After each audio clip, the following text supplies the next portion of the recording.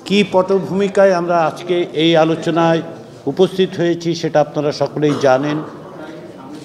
তারই পাশাপাশি আমরা যেটা জানি সেটা হচ্ছে দীর্ঘদিন ধরে বাংলাদেশের গণতান্ত্রিক সংগ্রামের ক্ষেত্রে বাংলাদেশ জাতীয়তাবাদী দলের একটা বিশাল ভূমিকা রয়েছে।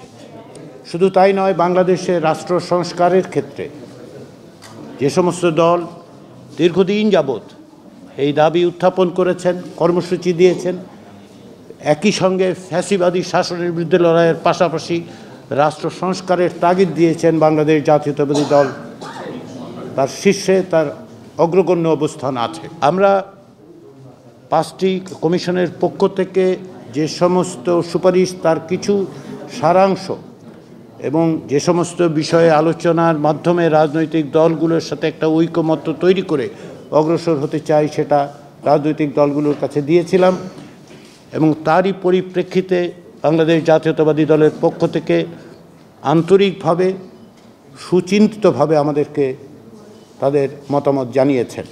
শুধু তাই নয়, সংবিধান সংস্কার কমিশনের দায়িত্ব পালনকালেও আমরা বাংলাদেশ জাতীয়তাবাদী দলের পক্ষ থেকে যে সহযোগিতা পেয়েছি তার জন্য এই সুযোগে আমি আবার ধন্যবাদ জানাতে চাই। আমরা এই আলোচনার মধ্য দিয়ে আমাদের লক্ষ্য হচ্ছে একটি জাতীয় সনদ তৈরি করা, যাতে করে আমরা বাংলাদেশে একটি স্থায়ী গণতান্ত্রিক ব্যবস্থা প্রতিষ্ঠা করতে পারি।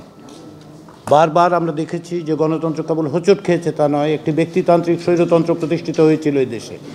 সেগুলো যাতে ভবিষ্যতে না ঘটে, যার বিরুদ্ধে বাংলাদেশের রাজনৈতিক গণতান্ত্রিক শক্তিগুলো দীর্ঘদিন সংগ্রাম করেছে এবং জাতীয়তাবাদী দল তার অগ্রগণ্য হিসেবে ভূমিকা পালন করেছে, সেই জায়গায় সেই প্রাতিষ্ঠানিক রূপ দেওয়ার জন্যই এই প্রচেষ্টা। আমরা আশা করছি আমরা আলাপ আলোচনার মধ্য দিয়ে এমন একটা জায়গায় উপস্থিত হতে পারবো যেখান থেকে প্রাতিষ্ঠানিকভাবে, সাংবিধানিকভাবে আমরা এমন ব্যবস্থা তৈরি করতে পারবো যা বাংলাদেশের ভবিষ্যৎ পথরেখা নির্দেশ করবে। ইতিমধ্যেই বিভিন্ন বিষয়ে জাতীয়তাবাদী দলের পক্ষ থেকে মতামতগুলোর ক্ষেত্রে ঐকমত্য সুস্পষ্ট, কিছু বিষয়ে ভিন্ন মত আছে, সেগুলো আমরা আলোচনা করব এবং আমরা আশা করি আমরা এক জায়গায় আসতে পারব। সেই জন্যই এই আলোচনা। আমি বারবার যেটা বলি, আবারও বলি, আপনাদের যারা গণমাধ্যমে তারা জানেন, আমি বারবার বলি যে টেবিলের দুই ধারে বসলেও আমরা আসলে দুই পক্ষ নই।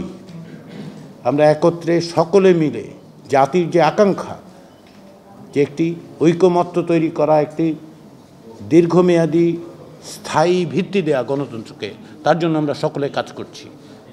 লড়াই সংগ্রাম বিভিন্নভাবে আমরা যুক্ত থেকেছি।